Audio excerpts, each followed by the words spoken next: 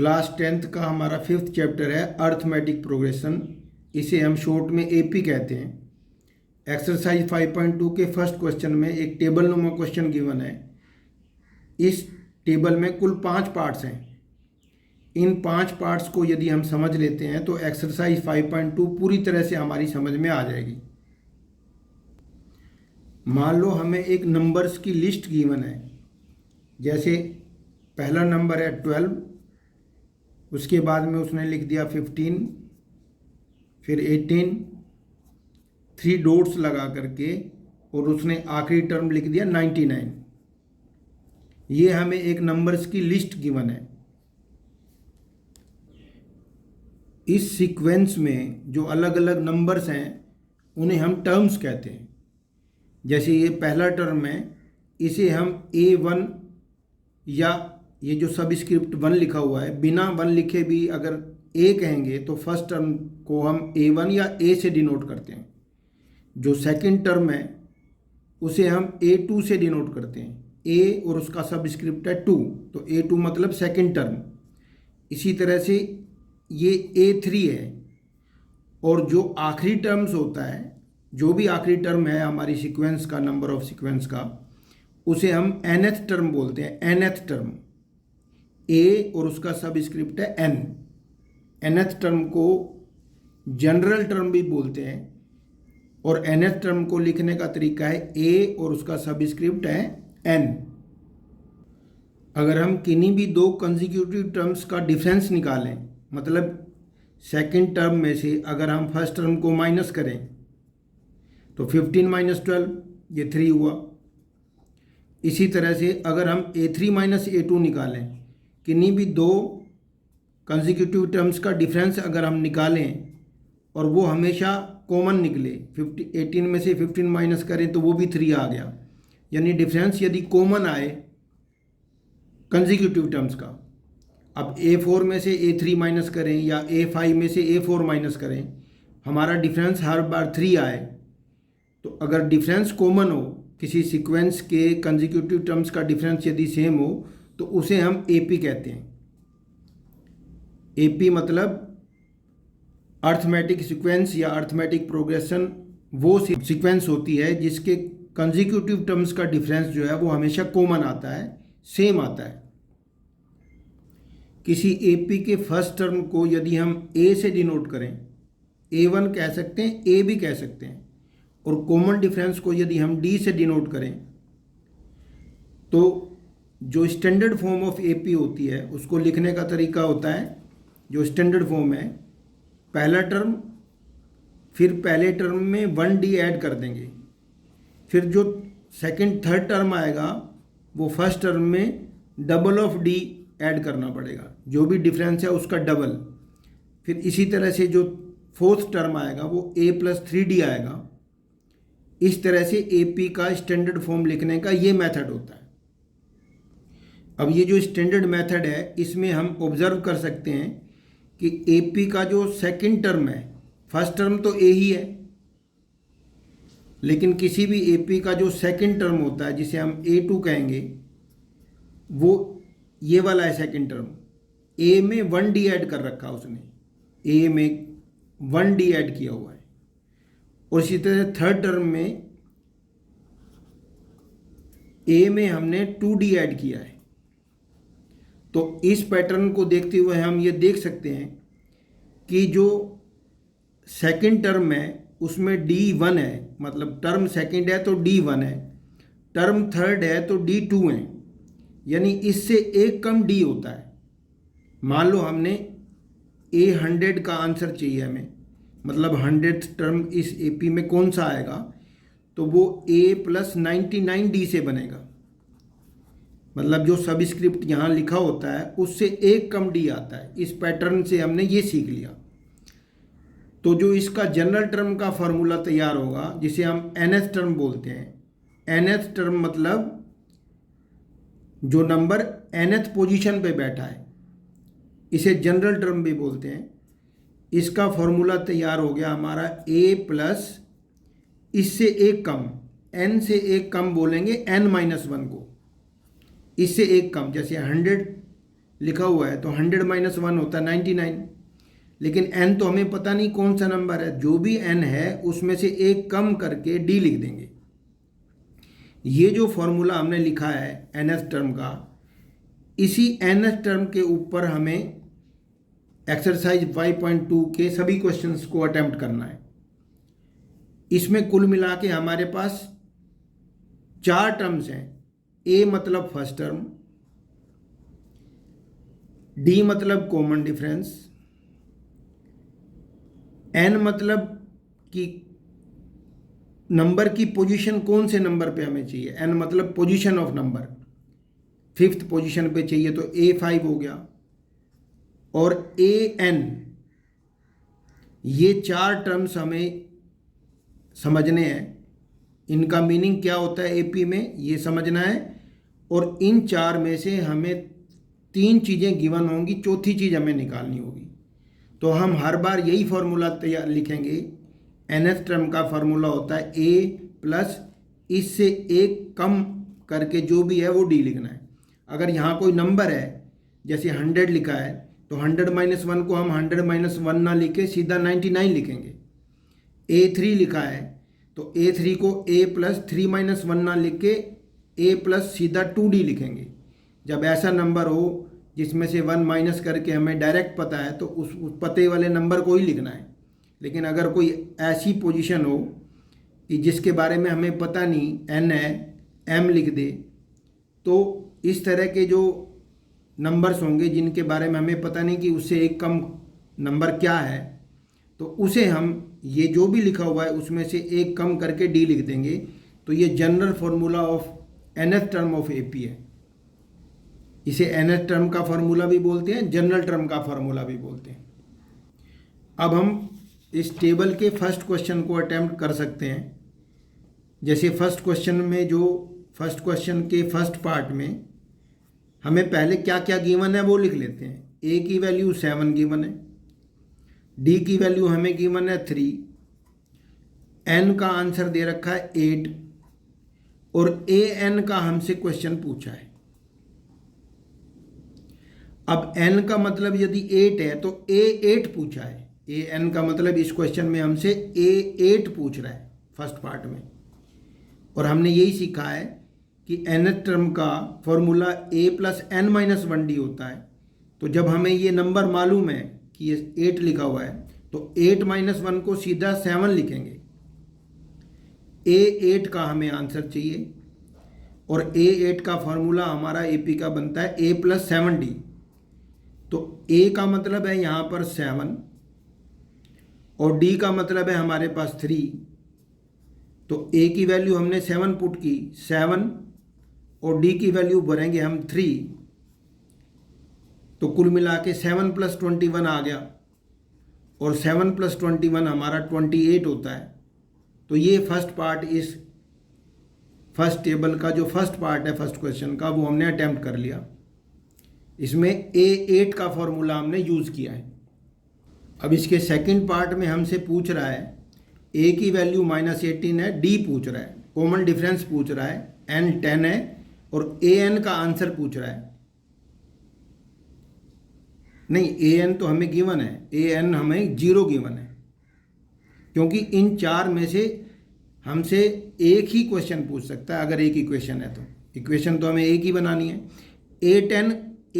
an का मतलब यदि 10 है तो हम a10 का फॉर्मूला लिखेंगे, और a10 का फॉर्मूला होता है a प्लस 9d।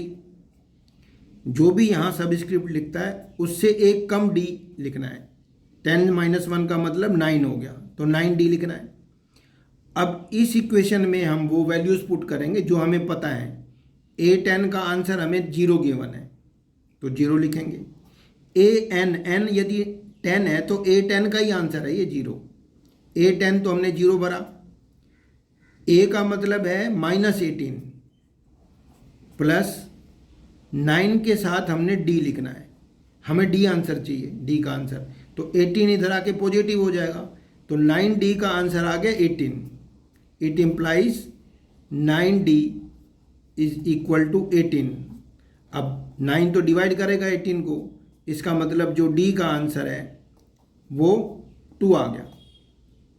तो इस तरह से इस टेबल का जो सेकंड पार्ट है हमने वही ए एन का ही फॉर्मूला यूज़ किया है। ए एन का formula A plus N minus one D तभी लिखना है जब हमें एन पता ही ना हो। जब हमें एन पता है तो सीधा लिखेंगे, जैसे एन 10 है तो हम ए 10 का फॉर्मूला लिखेंगे। अब इस क्वेश्चन के थर्ड पार्ट में हमें ए निकालने के लिए कहा है, जबकि डी एन और ए एन तीनों गिवन है। तो हमने अब जो फॉर्मूला लिखना है ए 18 का लिखना है, क्योंकि एन का मतलब तो 18 है, तो ए 18 का हम फॉर्मूला लिखेंगे और वो होता है ए प्लस 17d। इससे एक कम डी लिखते हैं हम। और ए एन हमें गिवन है -5, तो यहाँ -5 पुट करेंगे। ए की वैल्यू हमें निकालनी है 17 और डी हमें -3 गिवन है। अब इससे हमें पता लगेगा कि ए की वैल्यू ये माइनस का 51 है, 51 माइनस का इधर आके प्लस हो जाएगा, तो ए का आंसर मिलेगा -5 में। जो माइनस का 51 इधर था वो साइड चेंज करके 51 प्लस का हो जाएगा। तो कुल मिला के हमें 51 प्लस का है और 5 माइनस का है, तो हमें 46 मिलेगा प्लस वाला। पॉजिटिव बड़ा नंबर है तो प्लस का 46 हमें मिला। अब इसके फोर्थ पार्ट में हमसे एन का आंसर पूछा है। अब ए एन का फॉर्मूला, ए एन की वैल्यू गिवन है 3.6। हम यहीं से शुरू करेंगे। जब भी एन एस टर्म की हमें वैल्यू गिवन हो तो हम उसी से शुरू करते हैं। अब एन को एन ही क्यों लिखा? क्योंकि एन की वैल्यू हमें मालूम ही नहीं है। अगर n की वैल्यू 18 होती तो हम यहाँ 18 लिखते। अब n गिवन नहीं है तो n को हम n ही लिखेंगे। अब जब हमें a n की वैल्यू गिवन होती है तो इसके नीचे ही इसका फॉर्मूला हम यूज़ करेंगे और वो होता है a प्लस इससे एक कम d। n से एक कम हो गया n-1 d। यही एन एस टर्म का जर्नल फार्मूला होता है। जर्नल फार्मूला तभी लिखेंगे जब हमें n गिवन नहीं है। यदि n गिवन हो तो जैसे 18 था, पिछले में 18 था तो ए 18 का फॉर्मूला लिखा था a प्लस 17d। अब a की वैल्यू हमने यहाँ भरनी है -18.9 प्लस n तो हमें वैल्यू चाहिए, n तो निकालना है तो n को n ही रहने देंगे। और d की वैल्यू हमें गिवन है 2.5, इंटू करके लिखना है तो ब्रैकेट यूज़ कर लेंगे और इज इक्वल टू 3.6 ये गिवन है। अब हमें ये इक्वेशन सोल्व करनी है और इस इक्वेशन को सोल्व करने का जो बेस्ट मेथड है वो यही है। अब इसमें ये एक चीज़ और सीखनी है हमने, n का आंसर हमेशा नेचुरल नंबर होना चाहिए। a, d और ns टर्म का जो वैल्यू है वो नेगेटिव भी हो सकती है, पॉजिटिव भी हो सकती है, पॉइंट में भी हो सकती है, रेशनल नंबर में भी हो सकती है। पूरे रियल नंबर सिस्टम की दुनिया में से कोई भी वैल्यू हो सकती है, a की, d की और an की, ns टर्म की। लेकिन n का जो भी आंसर AP में आएगा अर्थमेटिक प्रोग्रेशन में, वो हमेशा n की वैल्यू कोई इंटीजर होना चाहिए, पॉजिटिव इंटीजर, यानी नेचुरल नंबर होना चाहिए। यदि n की वैल्यू नेचुरल नंबर नहीं है तो हम उसे स्वीकार नहीं करेंगे, रिजेक्ट करनी होगी। तो यहाँ से nth टर्म n की वैल्यू निकालने का सबसे बेस्ट मेथड ये है कि पहले तो n-1 इंटू 2.5 इसको अपने पास रख लो, 2.5 को अपने पास रख लो और ये जो नंबर है, जो भी इंटीग्रल वैल्यू है उसे शिफ्ट करो 3.6 और ये नेगेटिव नंबर है तो शिफ्ट करेगा, इक्वल को पार करेगा तो पॉजिटिव में चेंज हो जाएगा, 18.9 प्लस का हो गया। अब हमें अगले स्टेप में क्या करना होता है, इस वैल्यू को इन दोनों से इंटू करने की बजाय, क्योंकि ये दोनों से इंटू है तो डिवाइड कर देंगे। इस टर्म को भी 2.5 से डिवाइड कर देंगे और यहाँ जो भी नंबर हमारे को मिलेगा ऐड या सब्ट्रैक्ट करने के बाद, जो भी नंबर हमारे हाथ में आएगा उसको भी 2.5 से डिवाइड करेंगे। यानी 2.5 से दोनों तरफ डिवाइड करना कह लो, या इंटू वाला नंबर जब उधर शिफ्ट होता है तो डिवाइड करता है, जैसे मर्जी कह लो। n-1 को अपने पास रखना है, 2.5 से डिवाइड करेंगे तो ये कैंसिल हो गया और ये नंबर जो भी आएगा वो 2.5 से डिवाइड होगा। 9 और 6 15, 18 और 3 21 और 22। 22.5 तो ये मिला हमें इनको ऐड करके, और 2.5 से ये डिवाइड होगा। अब जो भी डिवीज़न से हमें नंबर मिलेगा, क्योंकि n का नंबर हमेशा कोई नेचुरल नंबर होता है, तो जो भी हमें आंसर यहाँ मिलेगा वो n-1 का आंसर होगा। n-1 का आंसर भी हमें नेचुरल नंबर ही मिलना चाहिए, क्योंकि 1 ऐड करना होगा उसमें, तो नेचुरल में 1 ऐड होगा तभी तो नेचुरल रिजल्ट मिलेगा। पहली बात तो पॉइंट के बाद यहाँ भी 1 डिजिट है, यहाँ भी 1 डिजिट है, तो पॉइंट तो कैंसिल हो गए। अब क्योंकि 25 9 जा 225 होता है, तो n-1 का आंसर यदि 9 है तो इट इम्प्लाइज दैट n की वैल्यू 10 आ जाएगी। ये माइनस का 1 उधर जाके प्लस का 1 हो जाएगा, 9 + 1 का मतलब 10 हो गया। तो हमसे इस क्वेश्चन में n की वैल्यू पूछी थी और हमने n की वैल्यू यहाँ निकाल दी। तो कुल मिला के जो 5 पार्ट्स हैं इस टेबल के, वो हमें एपी का फुल नॉलेज देके चले जाएंगे। फिर पूरी एक्सरसाइज इसी टेबल पर डिपेंड है। जैसे इस टेबल के 5th पार्ट में हमें लिखा हुआ है a की वैल्यू 3.5 है, d की वैल्यू 0 है और n की वैल्यू बच्चे ने 10.5 लिख दी गलती से। अब हमने सीखा हुआ है कि n हमेशा कोई नेचुरल नंबर होना चाहिए, तो ये 10.5 नहीं है, ये एक्चुअली 105 है। तो 10.5 गलती से लिखा हुआ है, क्योंकि n हमेशा ही AP का जो n होता है वो हमेशा ही पॉजिटिव इंटीजर होता है, कोई नेचुरल नंबर होता है। तो ये 105 है और इसमें हमसे an का आंसर पूछा है। तो हम n की वैल्यू क्योंकि 105 है, तो an की बजाय हम a105 का फॉर्मूला लिखेंगे। तो a105 का जब हम फॉर्मूला पुट करेंगे, इसमें a का सबस्क्रिप्ट लिखना है 105, और हमें मालूम है जो भी यहाँ नंबर लिखा होता है a में, उससे एक कम d ऐड करते हैं हम, यही फॉर्मूला है। n होगा तो n-1d। तो a105 का आंसर तो हमें निकालना है, और a की वैल्यू हमें पुट करनी है 3.5 प्लस 104 के साथ d की वैल्यू पुट करनी है हमने 0, तो ये तो 0 ही हो गया। तो कुल मिला के हमें 3.5 मिल गया। यानी ये जो AP है, अगर हमें इस AP को लिखना हो तो हम 3.5 लिखेंगे, और इसमें क्योंकि हमने 0 ऐड करना है तो दूसरा टर्म भी a + d से भी 3.5 ही आएगा, तीसरा टर्म भी 3.5 ही आएगा। इस तरह से अगर ये नंबर लेकर के पहला नंबर जो है वही नंबर दूसरा है, वही तीसरा है, तो ये AP है या नहीं है हमसे पूछे, तो हम तो a2 - a1 की वैल्यू निकालेंगे, फिर a3 - a2 की वैल्यू निकालेंगे। अगर फोर्थ टर्म गिवन है तो a4 - a3 की वैल्यू निकालेंगे। किन्हीं भी दो कंसेक्यूटिव टर्म्स की वैल्यू निकालेंगे तो आंसर तो हमेशा 0 ही मिलेगा हमें।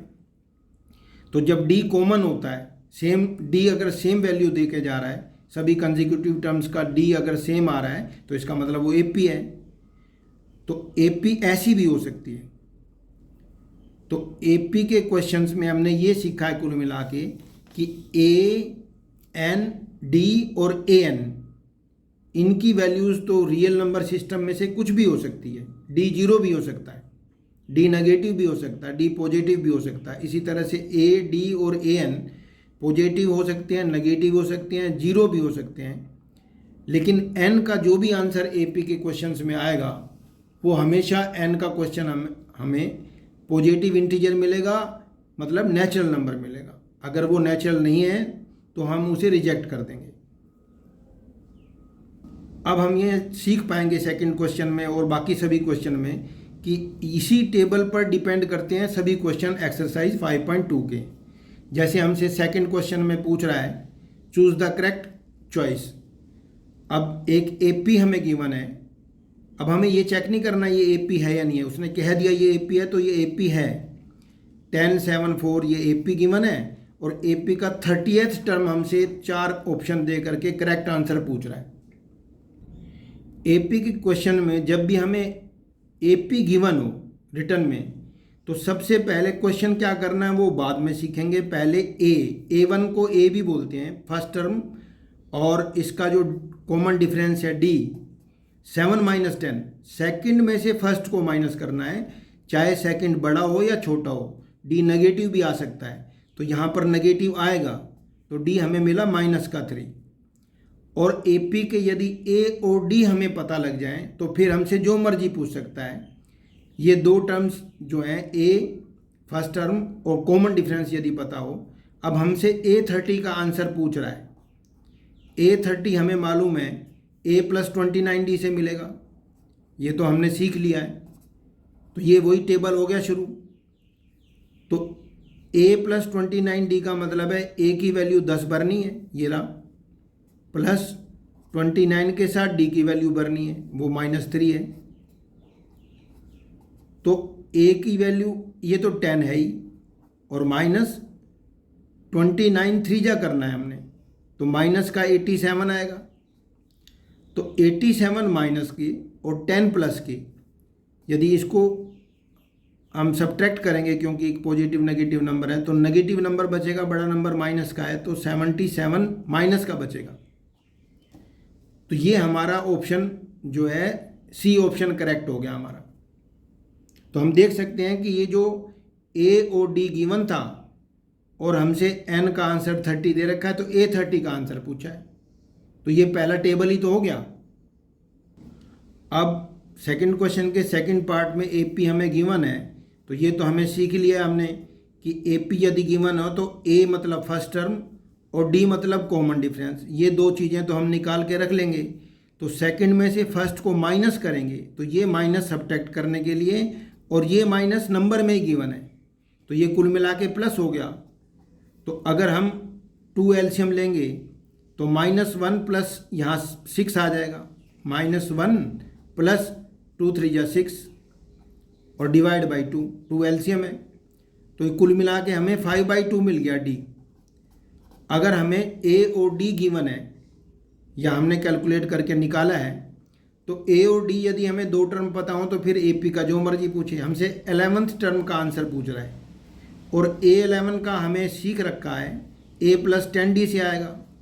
जो भी सबस्क्रिप्ट है फर्स्ट टर्म में उससे एक कम D, 11 - 1 को लिखने की जरूरत नहीं है, 11 - 1 10 होता है, तो डायरेक्ट 10 ही लिखना है हमें।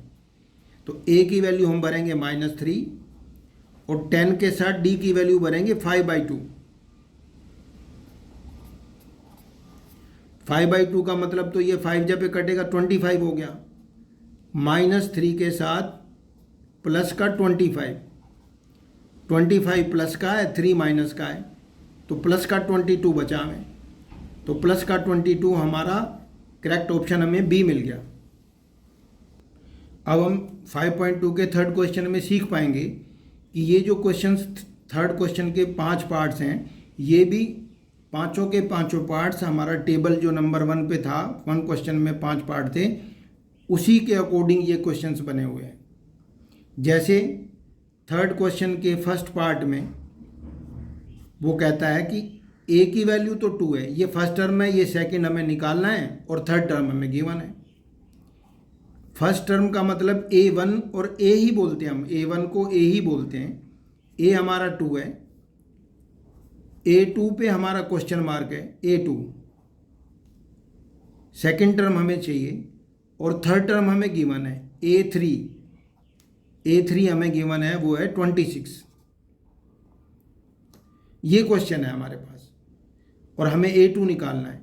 तो ये टेबल कैसे है ये हमें सीखना है। तो हम देख सकते हैं कि A3 का फॉर्मूला में A3 की वैल्यू यदि गिवन है तो A3 का ही फॉर्मूला लिखेंगे हम। A3 की वैल्यू हमें गिवन है 26, तो A3 का मतलब ये हो गया A प्लस कितने D, 2D। जब भी हमें किसी टर्म की वैल्यू इक्वल में गिवन है तो इसका फॉर्मूला इसी के नीचे यूज़ करते हैं और वैल्यू सामने 26 को 26 ही लिखते हैं, यही बेस्ट मेथड है। A की वैल्यू भरेंगे 2 क्योंकि ये तो गिवन है। A, D और AN में से हमें एक ही वैल्यू गायब होगी, वो D है। 2D को 2D ही रहने देंगे क्योंकि D तो हमें इसमें चाहिए। A हमें 2 गिवन है, D हमें पता नहीं है तो D को D रहने दिया, और ये 26 है ही। अब हमें 2D की वैल्यू मिल गई 24। 2D को यदि अपने पास रखें और 2 को शिफ्ट करें तो 26 माइनस 2 होगा, तो मिल गया 24। अब हम D की वैल्यू निकाल सकते हैं। D की वैल्यू 24 डिवाइडेड बाई 2 होगी, तो D का आंसर मिल गया हमें 12। और जब हमें A और D दोनों चीज़ गिवन हो तो जो हमसे मर्जी पूछ ले, फिर जैसे A2 पूछा हमसे, तो A2 का फॉर्मूला हम अब अप्लाई करेंगे A प्लस 1D। 1D को खाली D बोलते हैं। It implies that A plus 1D, A मतलब 2 है और D का मतलब हमें अभी निकाला है हमने 12, तो D इसमें 12 ऐड कर देंगे तो मिल गया हमें 14। तो इस तरह से A2 का हमें आंसर मिल गया। तो हम देख सकते हैं कि ये जो टेबल था उसी के अकॉर्डिंग क्वेश्चन बनाया हुआ है। जब भी हमें A3, A4, A5 की वैल्यू गिवन हो तो इसी का फॉर्मूला चलाना है। AN की वैल्यू गिवन हो तो AN का फॉर्मूला चलाएंगे। अब इस टेबल के सेकंड पार्ट में हम देख सकते हैं कि फर्स्ट टर्म में पूछा है, एक तो A पे क्वेश्चन मार्क हो गया और एक A3 हमसे पूछा है। A2 और A4 हमें गिवन है। ये A2 है सेकंड टर्म और ये A4 है, फोर्थ टर्म को A4 ही बोलेंगे हम।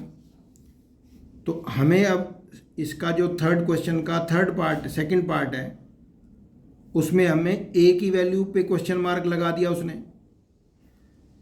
A2 की वैल्यू हमें गिवन है, A2 है 13 और A3 फिर हमसे पूछ लिया A3, इस पे क्वेश्चन मार्क है और हमसे A4 की वैल्यू गिवन है।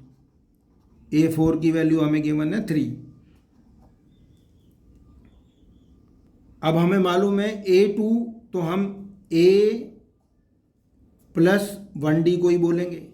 A2 13 है, मतलब A प्लस 1D का आंसर, स्टैंडर्ड फॉर्म यही होती है A2 की, A प्लस 1D। ये 13 है। ये तो पहली इक्वेशन हमें दे दी। और ये A4 है। A4 का मतलब होता है A प्लस 3D। फॉर्मूले के रूप में लिखें, स्टैंडर्ड फॉर्म में लिखें तो A4 का मतलब A3D होता है, A प्लस 3D, वो 3 हो गया। ये इक्वेशन नंबर 2 है। अब हम जैसे हमने एक एक्स वाई वाले चैप्टर में कितने एक्स कितने वाई इक्वल टू, इस तरह से दो equation x plus y x minus y में होती हैं, उनको जैसे सोल्व करते हैं वैसे ही इनको सोल्व करना है। क्योंकि ए और ए मैच हो रहा है तो हम सेकंड में से फर्स्ट को सब्ट्रैक्ट कर लेंगे।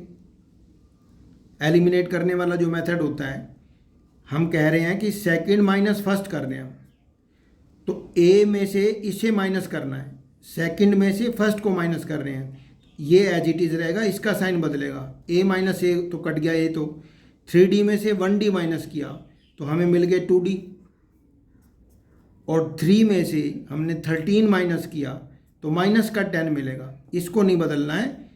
सेकंड माइनस फर्स्ट का मतलब फर्स्ट के सिंबल हमने बदलने हैं, सेकंड एज इट इज़ रहेगा, 3 प्लस का ही रहेगा और 13 का साइन चेंज किया हमने तो माइनस 10 मिला। इसका मतलब हमें डी की वैल्यू मिल गई -5। ये 2 डिवाइड करेगा 10 को जाके उधर, तो डी के आंसर हमें -5 मिल गया। अब इस डी की वैल्यू को किसी भी इक्वेशन में पुट कर दो तो हमें ए का आंसर मिल जाएगा। डी की वैल्यू -5 फर्स्ट इक्वेशन में पुट कर रहे हैं हम,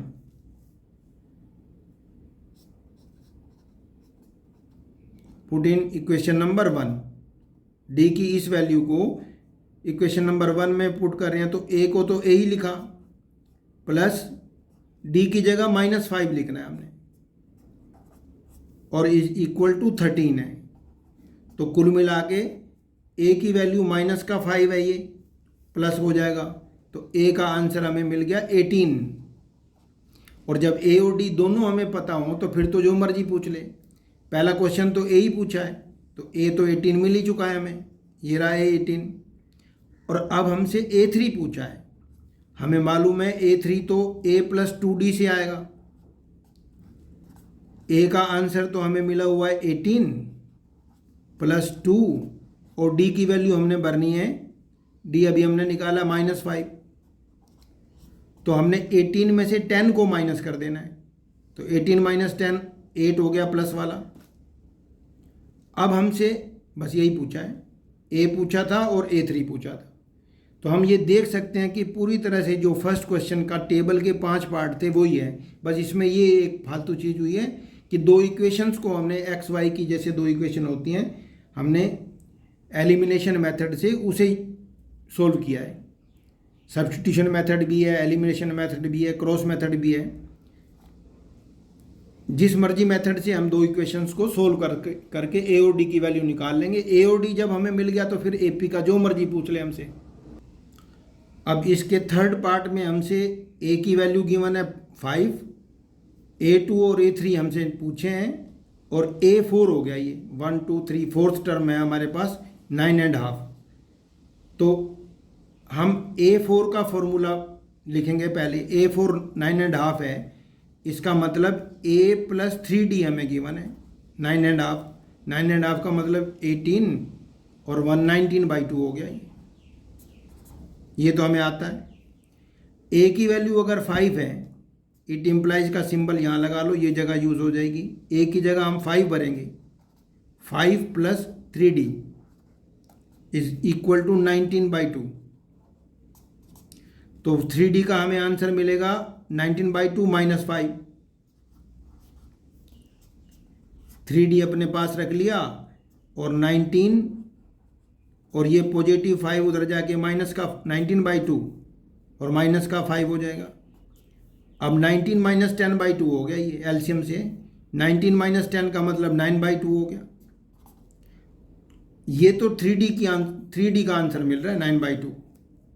3D का आंसर यदि 9/2 है तो इट इम्प्लाइज दैट D का आंसर 9/2 / 3 हो जाएगा।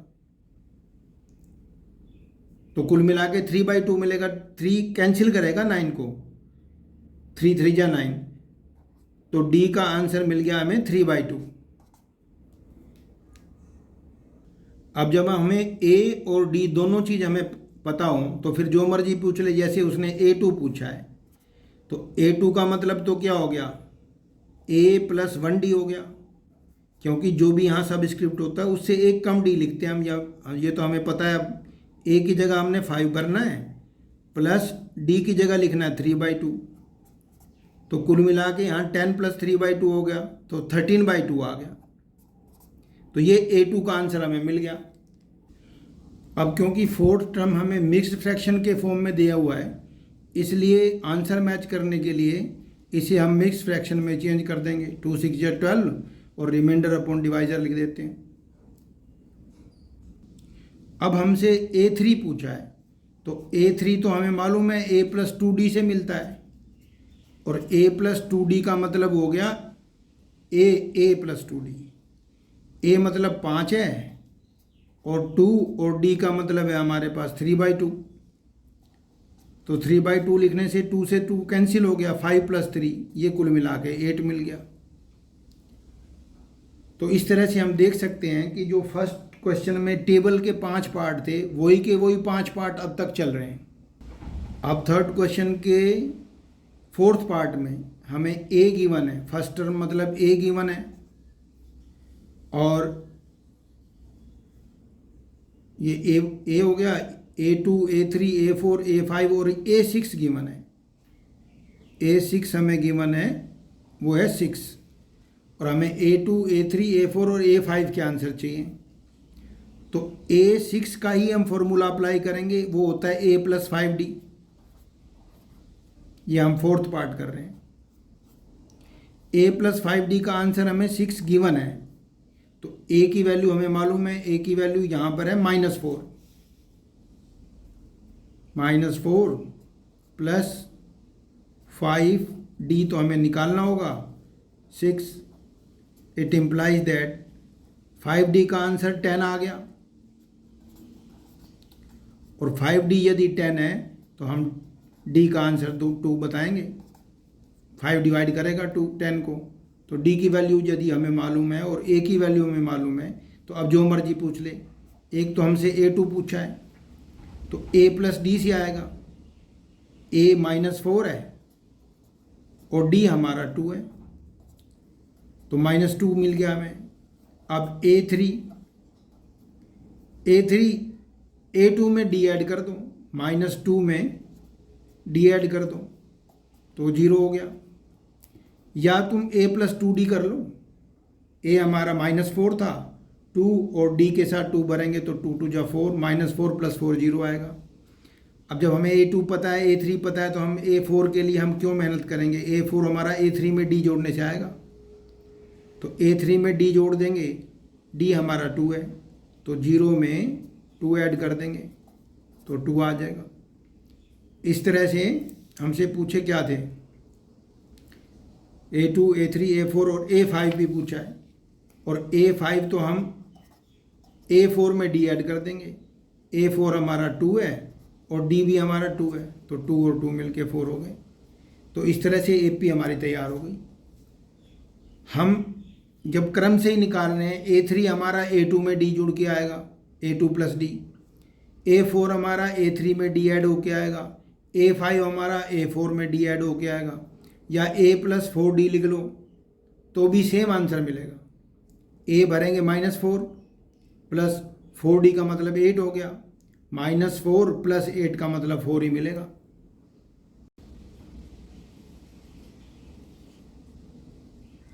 अब इसके आखिरी 5th पार्ट में हमें a निकालना है, a3, a4, a5 निकालना है। a2 गिवन है और a1 2 3 4 5 6 a6 गिवन है।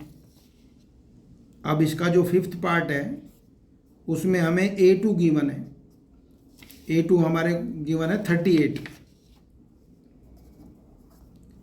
और 1 2 3 4 5 6 टर्म गिवन है। a6 है हमारा -22। अब ये दो इक्वेशन बनेंगे, दो इक्वेशन हम एक्स वाई की जो इक्वेशन सोल्व करते हैं सब्स्टिट्यूशन मेथड से वो कर देंगे। ए और डी की वैल्यू जब निकल जाएगी तो हमसे जो मर्जी पूछ ले, करके देखते हैं। ए प्लस डी को बोलते हैं 1D, 2 लिखा है तो 1D आएगा 38, और A6 का मतलब A + 5D गिवन है, वो है -22। ए की वैल्यू हमें गिवन है, इसमें ए की वैल्यू नहीं गिवन है, ना डी की वैल्यू गिवन है। तो दो इक्वेशन हो गई है, ये नंबर 1 है और ये नंबर 2 इक्वेशन है। अब सेकंड माइनस फर्स्ट कर लेंगे हम, जो हमारा एलिमिनेशन मेथड है।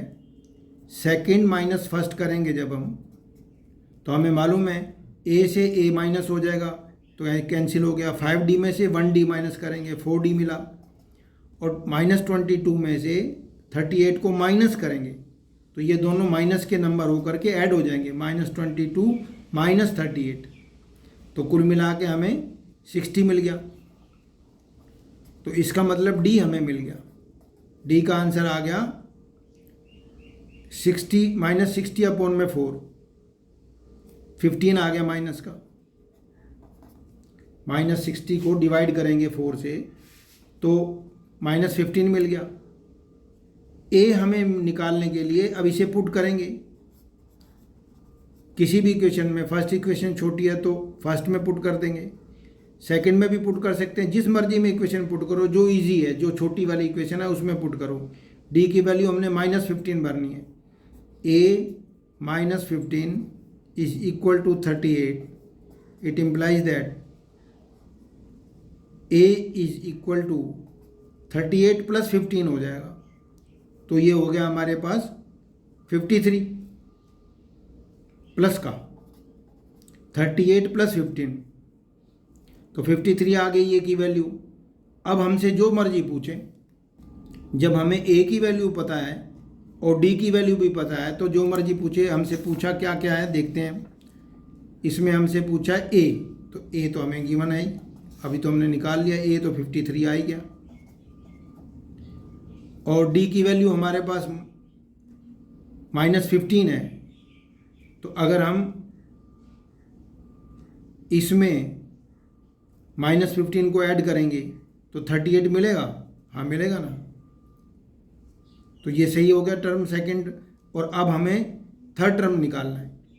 थर्ड टर्म का मतलब है A3, और A3 हमारा निकलेगा A में 2D ऐड करने पे, A + 2D। A का मतलब 53 है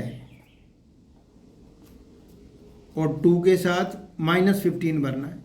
डी की वैल्यू -15 आई हुई है, तो 30 हो गया। 53 - 30, तो 53 में से 30 माइनस करेंगे तो प्लस का 23 बचेगा हमारे पास। अब हमें A4 चाहिए, तो A4 का एक तरीका तो A+3D है और एक तरीका ये भी है, जब A3 की वैल्यू जो हमें पता है उसमें D ऐड कर देंगे। A3 में अगर हम एक D ऐड कर देंगे तो हमें A4 मिल जाएगी। ये भी तो फॉर्मूला है, A3 + D A4 ही होता है। तो A3 तो हमारा है 23, ये निकाल दिया हमने, और प्लस D का मतलब है -15, तो हमें 23 में से 15 को माइनस करना होगा। 8 मिला प्लस का। अब हमें A5 चाहिए, तो या तो A+4D करो या A4 में D ऐड कर दो, एक ही बात है। तो A4 हमारे पास मिला हुआ है 8। जब हम क्रम से निकाल रहे हैं तो हम क्यों फॉर्मूला लगाएंगे बड़े वाला, पिछले टर्म में D ऐड कर दो प्लस -15। अब इस बार माइनस का नंबर बड़ा हो गया, तो 15 में से 8 माइनस करना है, तो माइनस का बल मिलेगा हमें 7। इस तरह से हम देख सकते हैं कि 5.2 एक्सरसाइज में जो पहला टेबल है जिसके 5 पार्ट हैं, वही के वही मेथड हमारे पास सेकंड क्वेश्चन के दोनों पार्ट्स के लिए भी बने, और थर्ड क्वेश्चन के जो 5 पार्ट्स हैं वो भी पहले क्वेश्चन के जो टेबल में 5 पार्ट्स हैं उसी के अकॉर्डिंग बने हुए हैं। ये बात अलग है कि 2 इक्वेशंस को सोल्व करना पड़ा हमें, XY की 2 इक्वेशन जैसे सोल्व करते हैं उस तरह से सोल्व करना पड़ा। अब 5.2 एक्सरसाइज के जितने भी क्वेश्चंस हैं वो इसी टेबल पर बेस्ड हैं, चाहे वो वर्ड प्रॉब्लम के क्वेश्चन आएंगे आगे अभी। तो 5.2 एक्सरसाइज हमारी nth टर्म का जो फॉर्मूला है उसके ऊपर डिपेंड है पूरी तरह से।